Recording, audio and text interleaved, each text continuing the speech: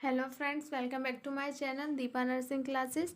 आज का हमारा टॉपिक है नर्वस सिस्टम। आज हम मेडिकल सर्जिकल नर्सिंग के कुछ क्वेश्चन सॉल्व करेंगे। तो हमारा फर्स्ट क्वेश्चन है, which of the following sign in a child with meningitis is characterised by pain और रेसिस्टेंस और extending the leg at the knee when the child is lying supine. Question में पूछा गया है, एक चाइल्ड है जिसे मेनिंजाइटिस है और उस चाइल्ड को हम सुपाइन पोजीशन में लेटाते हैं और उसके लेग को एक्सटेंड करते हैं एट द नी से, तो उसे पेन होता है। तो यदि उसे ऐसे इसमें पेन हो रहा है तो ये कौन सा साइन है? तो हमारा ऑप्शन ए है hypercalcemia, option B Kernig sign, option C Macewen sign and option D Chvostek sign. तो हमारा राइट आंसर हो जाएगा इसमें ऑप्शन बी कर्निंग साइन।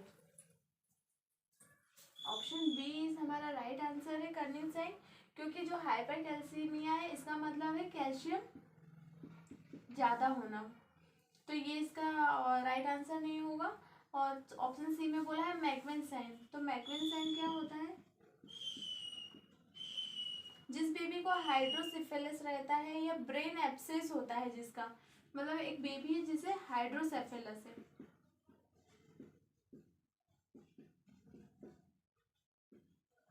तो जब हम इसके स्कल को टैप करते हैं, जब हम वैन इसको टैप करते हैं, टैपिंग करेंगे तो इसमें एक साउंड आता है। तो जो ये साउंड आता है उसको ये हम बोलते हैं मैकवेन साइन। तो ये भी हमारा रॉन्ग आंसर होता है। एंड लास्ट ऑप्शन में दिया है चॉबेक साइन। चॉबेक साइन में क्या होता है? हाइपोकैल्सीमिया। इसमें कैल्शियम की कमी हो जाती है। जब कैल्शियम की बॉडी में कमी होती है तो जब ऐसे ऐसे सिचुएशन में जब हम ट्विचिंग करते हैं, इसमें ट्विचिंग ऑफ फेशियल मसल्स होता है।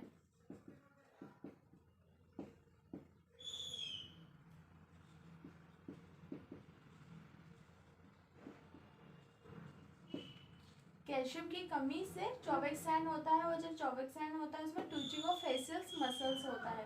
तो ये भी रॉन्ग हो जाएगा, इसलिए हमारा राइट आंसर होगा कर्निंग साइन। जब मेनिंजाइटिस होता है यदि किसी बेबी को, और यदि हम उसे सुपाइन पोजीशन में लेटा के उस एक्सटेंड करते हैं उसके लेग को एट द नी, तो जब यदि उसे पेन होता है तो इस साइन को बोलते हैं कर्निंग साइन। तो हमारा राइट आंसर हो जाएगा कर्निंग साइन।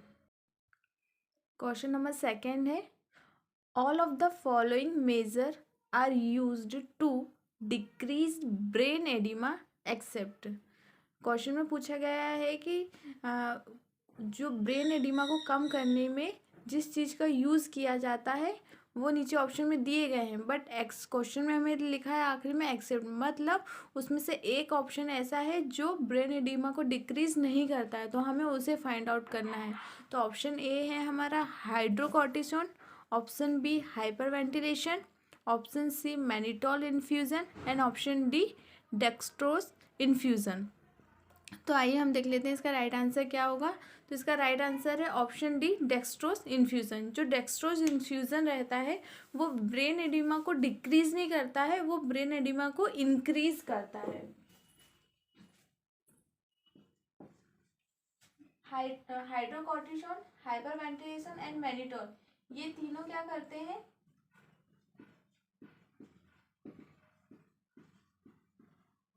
ब्रेन एडिमा को डिक्रीज करते हैं। वो कैसे करते हैं?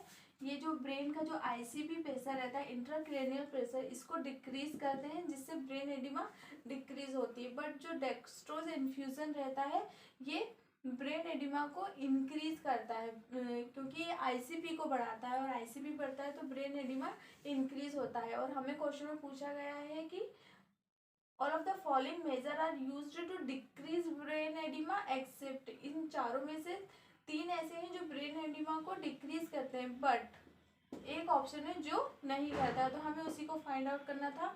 तो हमारा राइट आंसर हो जाएगा dextrose infusion. Dextrose infusion brain oedema को डिक्रीज नहीं करता है, उसे इंक्रीज करता है।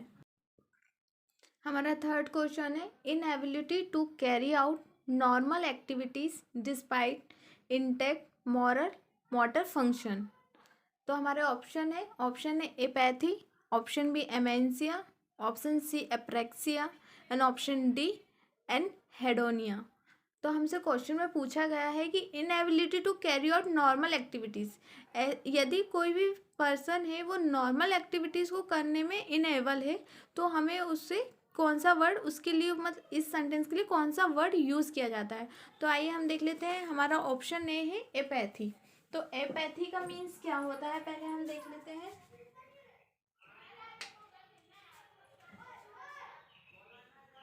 एपैथी का मीन्स होता है सप्रेशन ऑफ इमोशन। मतलब जब कोई व्यक्ति अपने इमोशंस को, उसके इमोशन सप्रेस होते हैं, वो उनको बाहर नहीं निकाल पाता, अपने इमोशन को किसी के साथ व्यक्त नहीं कर पाता, उसके लिए हम एपैथी वर्ड का यूज़ करते हैं। तो ये हमारे क्वेश्चन में नहीं पूछा गया, इसलिए ये रॉन्ग होता है। सेकंड बोला है एमेंशिया। एमेंसी का मीन्स होता है मेमोरी लॉस।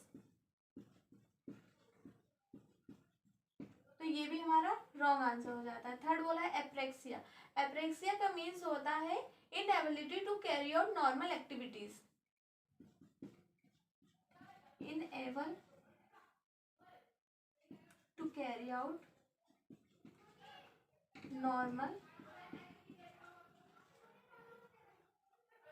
एक्टिविटीज, या जिसमें वो एक नॉर्मल एक्टिविटी को करने में भी समर्थ नहीं है, इनएबल है, तो उसके लिए हम यूज करेंगे एप्रेक्सिया। तो हमारा राइट आंसर हो जाएगा एप्रेक्सिया। लास्ट पूछा है एनहोडिया, एनहेडोनिया। तो एनहेडोनिया का मीन्स क्या होता है, ये रॉन्ग होगा। और इसका मीनिंग होता है जब भी कोई अपनी एक्सपीरियंस या अपनी खुशी, प्लेजर, इसको एक्सपीरियंस, इनएबिलिटी रहती है उसमें इसको एक्सपीरियंस करने की, किसी को बताने की, मतलब अपनी खुशी किसी को व्यक्त नहीं कर पाएगा, उसके लिए हम वर्ड यूज करेंगे एनहेडोनिया। तो ये भी हमारा रॉन्ग हो जाएगा। तो हमारा राइट आंसर होगा apraxia. Apraxia is inability to carry out normal activity despite intact motor function. Right answer is apraxia. हमारा फोर्थ क्वेश्चन है which of the following activity is increased by sympathetic nervous system.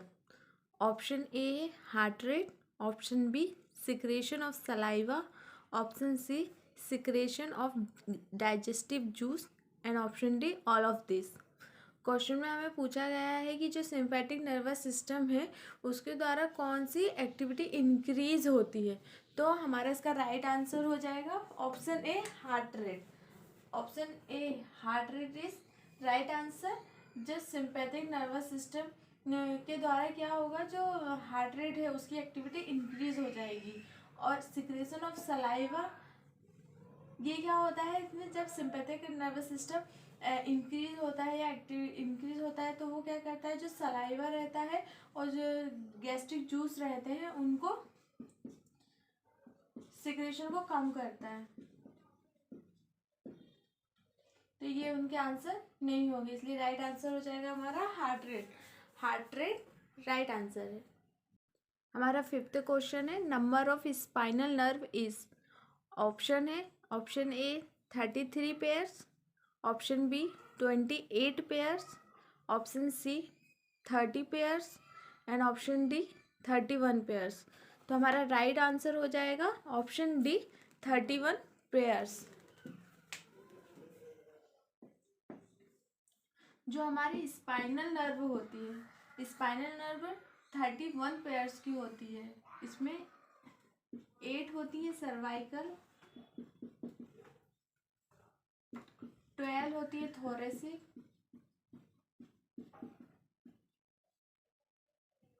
5 होती है lumbar, 5 होती है sacrum and 1 होती है coccyx. तो total ये होती है 31, इसलिए हमारा राइट आंसर हो जाएगा 31।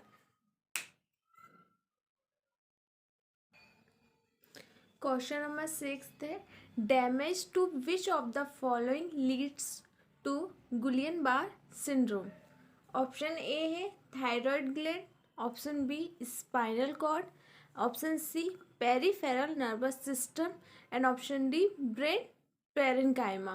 क्वेश्चन में पूछा गया है कि गुलियन-बार्रे सिंड्रोम जो होता है वो किसके डैमेज होने के कारण होता है। मतलब यदि हमारी बॉडी में किसी की बॉडी में गुलियन-बार्रे सिंड्रोम देखा गया है तो वो इन चारों ऑप्शन में से क्या है जिसके डैमेज होने के कारण दिखाई देगा। तो हमारा राइट आंसर हो जाएगा इसमें option C, peripheral nervous system. Peripheral nervous system के डैमेज होने के कारण ही हमें गुलियन-बार्रे सिंड्रोम दिखाई देता है। आइए हम देखते हैं गुलियन-बार्रे सिंड्रोम है क्या। तो इसे हम जीबीएस भी बोल सकते हैं। तो ये जो गुलियन-बार्रे सिंड्रोम होता है ये एक रैपिड ऑनसेट मसल्स वीकनेस है। ये एकदम से होता है और इसमें क्या होता है, जो मसल्स रहती है उसमें वीकनेस आ जाती है, मसल्स की वीकनेस होने लगती है। और ये क्यों होती है, क्योंकि इसमें क्या होता है, जो हमारा इम्यून सिस्टम रहता है, हमारी बॉडी का जो इम्यून सिस्टम होता है उसमें कुछ प्रॉब्लम्स आ जाती है जिससे कि वो अटैक करता है पेरिफेरल नर्वस सिस्टम पे। और जब वो पेरिफेरल नर्वस सिस्टम पे अटैक करता है तो हमारी जो बॉडी में जो मसल्स है वो वीक हो जाती हैं और इसे हम गुलियन-बार्रे सिंड्रोम कहते हैं, जो हमारी बॉडी का इम्यून सिस्टम है।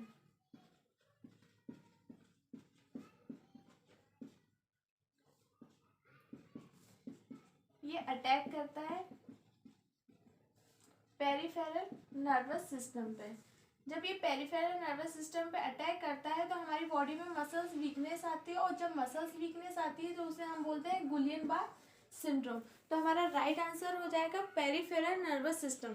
पेरिफेरल नर्वस सिस्टम डैमेज होने पर ही हमारी बॉडी में गुलियन-बार्रे सिंड्रोम देखा जाएगा।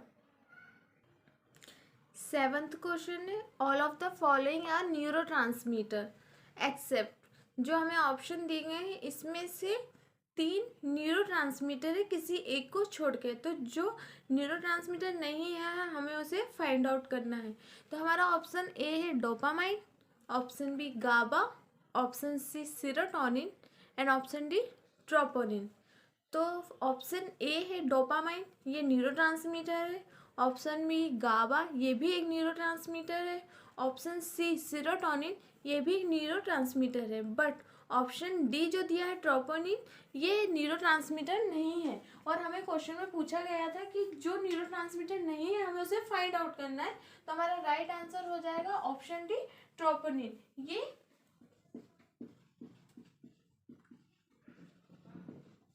ट्रोपोनिन क्या करता है, जब भी किसी पेशेंट को मायोकार्डियल इन्फेक्शन होता है उसका पता करने के लिए हम ये ट्रोपोनिन देखते हैं। तो ये न्यूरोट्रांसमीटर नहीं है, इसलिए हमारा राइट आंसर हो जाएगा ट्रोपोनिन।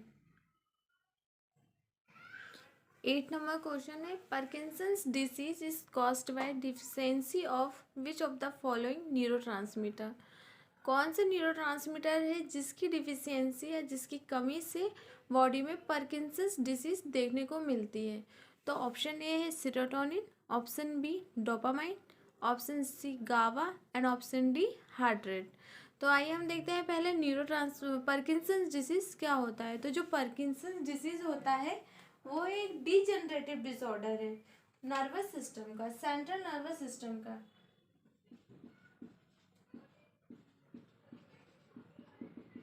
डिजेनरेटिव डिसऑर्डर वो भी किसका है, central nervous system.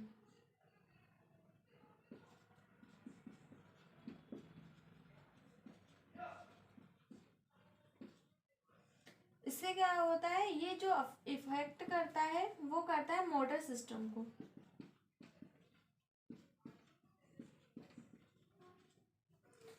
Parkinson's disease एक डिजेनरेटिव डिसऑर्डर है जो सेंट्रल नर्वस सिस्टम को अफेक्ट करता है और मेनली अफेक्ट करता है मोटर सिस्टम को। तो ये किसकी कमी से होता है, तो हमारा राइट आंसर हो जाएगा डोपामाइन। जब बॉडी में डिफिशियंसी होती है डोपामाइन की तो हमें पार्किंसंस डिसीज देखने को मिलता है। तो हमारा राइट आंसर हो जाएगा डोपामाइन। क्वेश्चन 9 है which of the cranial nerve disorder cause Bell's palsy. जो बेल्स पाल्सी होती है वो कौन से नंबर के क्रेनियल नर्व के डिसऑर्डर के कारण होती है। ऑप्शन ए है हमारा फेसियल 6th वाली, option B trigeminal 5th, option C vagus 10th and option D vestibulocochlear 8th। तो हमारा राइट आंसर हो जाएगा ऑप्शन ए फेसियल।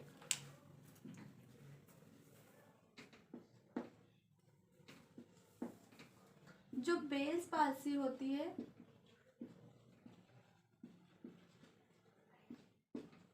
इसमें क्या होता है कि इनर एयर जो रहता है हमारा वो इन्फ्लेम हो जाता है, इन्फ्लामेशन हो जाता है उसमें। जब इनर एयर में इन्फ्लामेशन होता है तो उससे प्रेशर पड़ता है फेशियल नर्व पे